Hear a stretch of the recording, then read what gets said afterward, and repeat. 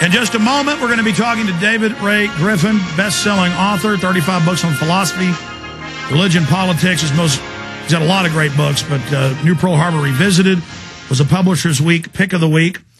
And we're going to get his response on all the new big 9/11 developments. And does he think that the establishment's going to have to stage some new terror to get control? Jundullah, it's admitted, over in Iran, is an al-Qaeda offshoot formerly commanded by the number 3 in al-Qaeda. Bush admitted they were funding them to stage terror attacks inside Iran. They just blew up a military base headquarters, killed a bunch of top generals and people. Iran's swearing revenge, and the White House is continuing the operations of Bush. So we'll talk about government-sponsored terror with David Ray Griffin and all the attempted debunking that's been going on. The piece they had a month or so ago on one of the big TV channels, National Geographic. I've had Professor Stephen Jones on. I've had some of the other participants from the TV show on, like the founder of Architects and Engineers for 9/11 Truth, Richard Gage. He says they lied to him, swore it would be fair, swore they'd premiere and present their information, showed them a fake final cut that was nothing like what they actually saw. So we'll talk about that, too, with David Ray Griffin coming up here today.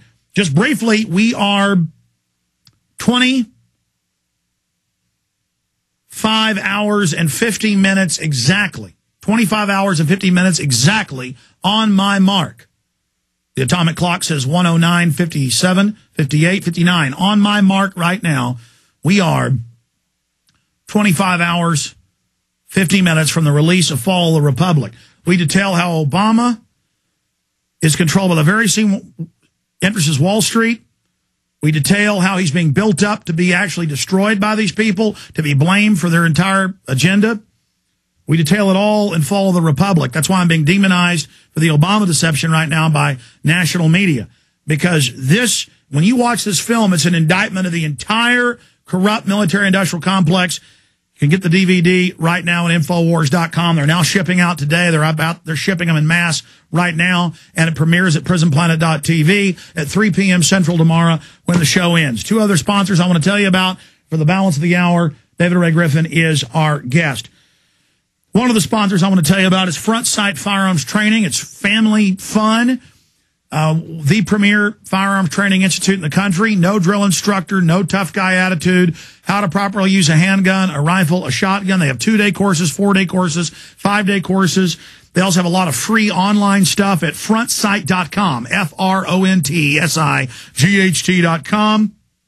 And they've got a deal where you get a 30-plus state concealed weapons permit, a free Springfield Armory XD pistol in the caliber of your choice when you sign up for the 5-day firearms training course that is extremely inexpensive. Long before I even knew what Front Sight was, like 10 years ago, 8, 9 years ago, everybody I knew, police, military, locals, all went there.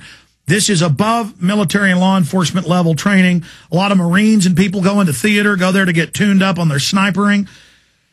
Frontsight.com, ladies and gentlemen, frontsight.com. Check out the free deal or get on their free mailing list there at frontsight.com.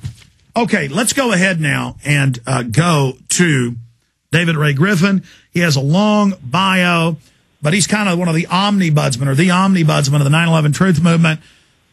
He just devastates the disinformation that the debunkers keep putting out, the lies, the distortions, how they keep changing their story. And there's so much to talk about. We've got this former prime minister coming out and saying he got a warning 10 minutes before, Danish prime minister, that the towers were going to fall. That ties into Giuliani. We've got the debunking going on. We've got so many things that are happening. But David Ray Griffin, first off, great to have you here. And what do you think is most important today that you would like to cover first? Well, of course, I have my new book on World Trade Center 7. And in my mind and in that of many other people who've read it, it provides the most convincing evidence yet that the official story about the World Trade Center is false, and not simply false, but that they've just told lie upon lie. And in my book, I deal with the question of scientific fraud, which is a technical term put out by the National Science Foundation and others, that involves omission of data, falsification of data, and fabrication of data.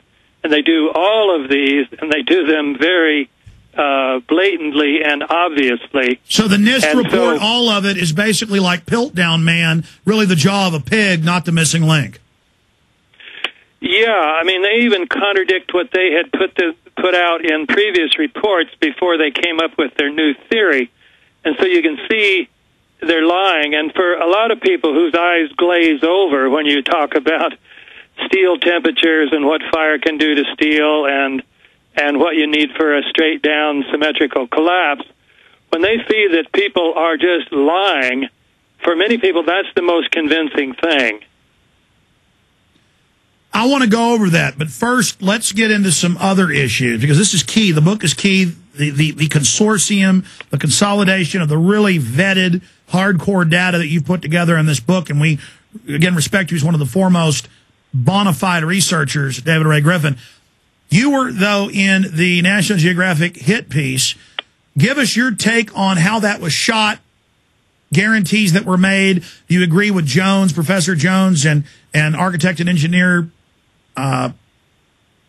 others who are speaking out? Richard Gage. Richard Gage. And what do you think of them shooting a missile into a chicken coop and saying that's the Pentagon? I mean, it was almost like this was made to be a joke, but go ahead. Well, yes, I agree with what Richard said, that they were very deceptive in the way they approached us. And, you know, we've done this enough. We know to be cautious and to take these things with a grain of salt. But still, the level of, you know, duplicity here was really extreme. And then, as you say, these experiments they performed, and part of the duplicity was that they scheduled this interview with us where we were watching what was supposedly the virtually final cut while they were filming us. And they didn't tell us ahead of time that the crux of their argument against us was going to be these scientific experiments. And they scheduled at a time that Stephen Jones could not be there.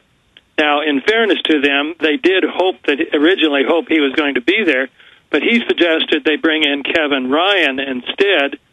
And even though they first contacted Kevin and he was willing to come, they did not bring him. So we didn't have a single scientist sitting around there. Let's be clear. Let's put this in layman's terms, though, okay, because I know you're being technical. They said, we want to show you basically the final cut. They get you in a room, you're there to see it, and they go, what do you think of this experiment?